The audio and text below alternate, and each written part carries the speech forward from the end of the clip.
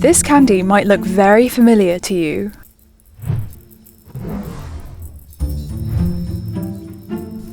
White Rabbit is one of China's most iconic brands. It's practically got cult status as a staple in nearly all Chinatowns around the world. It's a sweet milk candy wrapped with an edible sticky rice cover, then wrapped again in a printed wax paper. It was first created in 1959 Shanghai by a Chinese merchant who was inspired by English milk candy. 我想最辉煌的时候应该是80年代、90年代，中国刚刚改革开放，所以一些国外的品牌都没进到中国。那个时候的大白兔的产量有限，那么大家都想吃这个大白兔，所以就供不应求。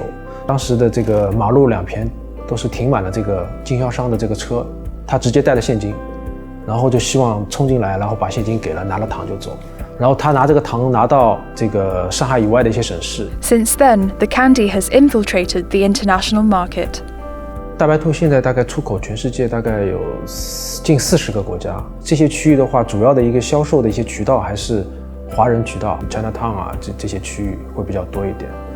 But as the White Rabbit brand ages, they are struggling to maintain market dominance.